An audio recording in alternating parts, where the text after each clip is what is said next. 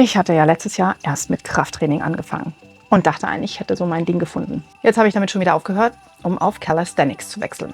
Warum? Das erzähle ich euch heute. Und irgendwann möchte ich dann eben mal einen richtigen Handstand können und richtige Klimmzüge, Pull-ups. Ja, am Anfang hat mir das Krafttraining wirklich Spaß gemacht. Da hatte ich noch das Anfängerprogramm und das war eher so auf freie Gewichte ausgelegt. Und mit dem fortgeschrittenen Programm ging es dann an die Geräte. Und da wurde es dann schwierig, weil so Sachen wie Beinpresse machen mir nicht so richtig Spaß. Bloß dann immer noch im Fitnessstudio zwischen den verschiedenen Geräten hin und her zu rennen und häufig auch noch warten zu müssen, weil ganz besonders die Beingeräte häufig besetzt sind. Und dann hat auch noch wieder meine Schulter angefangen zu zicken. Obwohl ich die Belastung extrem runtergeschraubt habe, hat es einfach nicht aufgehört. Bloß diese ganzen Geräte trainieren eher so isolierte Muskeln und nicht ganzheitlich ganze Muskelgruppen. Und wie bin ich jetzt auf Calisthenics gekommen? Also Calisthenics fasziniert mich schon seit Jahren. Ich habe schon vor 8 Jahren die ersten Vlogs von Chris Hera geschaut und habe damals gehofft, dass das meine Jungs vielleicht begeistern könnte und die damit anfangen. Mich hat einfach schon immer diese Körperbeherrschung fasziniert. Also in den Handstand zu gehen mit kompletter Körperbeherrschung und vom Handstand dann noch in andere Positionen überzuwechseln, finde ich schon echt cool. Ja, und wie beim Krafttraining auch oder beim Fitnessstudio allgemein hat mein Mann wieder den Ausschlag gegeben. Dem hat das Krafttraining nämlich schon länger keinen Spaß mehr gemacht und der hat sich dann mit Calisthenics und den verschiedenen Apps beschäftigt. Dann jetzt ganz kurz, was ist denn Calisthenics überhaupt? Also Calisthenics ist auch eine Art Krafttraining, aber halt mit dem eigenen Körpergewicht. Also es gibt zwar auch Richtungen im Calisthenics, die mit Gewichten arbeiten, aber die brauche ich definitiv noch nicht. Mir reicht mein eigenes Körpergewicht zum Trainieren.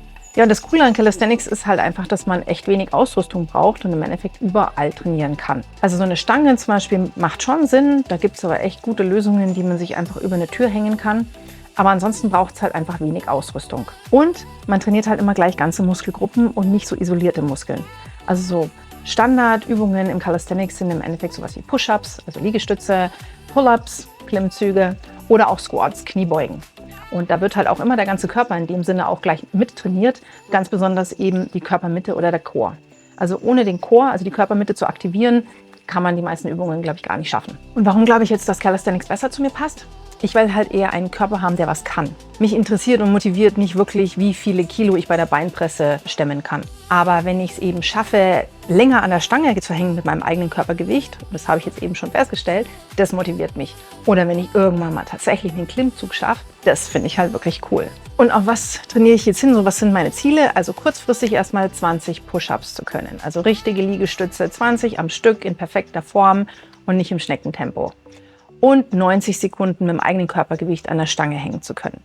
Also da habe ich vor 4 oder 6 Wochen habe ich damit angefangen zu üben und am Anfang waren es wirklich nur 15 bis 20 Sekunden, die ich geschafft habe. Und jetzt bin ich schon bei 60 Sekunden.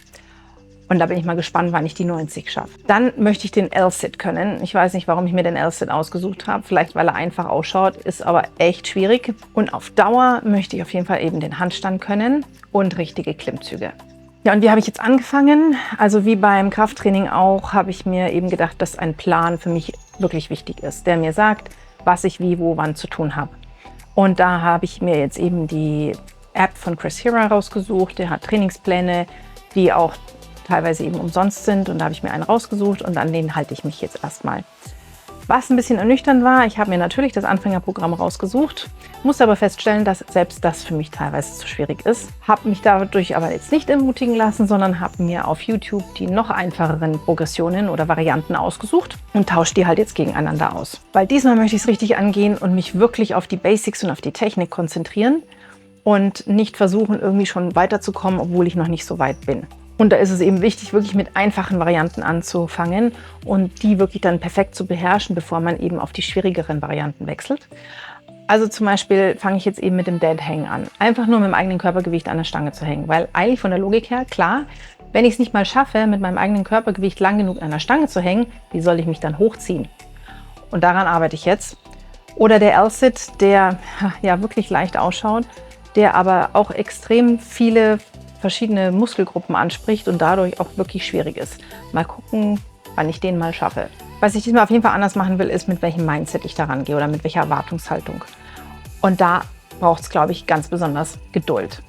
Also ich kann nicht erwarten, dass ich in 2 Wochen Klimmzüge kann oder den Handstand eben perfekt hinkriege. Und das ist mir eben jetzt letztens erst wirklich aufgefallen. Ich mache halt auch Yoga. Also einen Tag gehe ich Gassi, den anderen Tag mache ich Yoga und an das Yoga gehe ich ohne Erwartungen ran. Das macht mir Spaß, das weiß ich, dass mir das gut tut.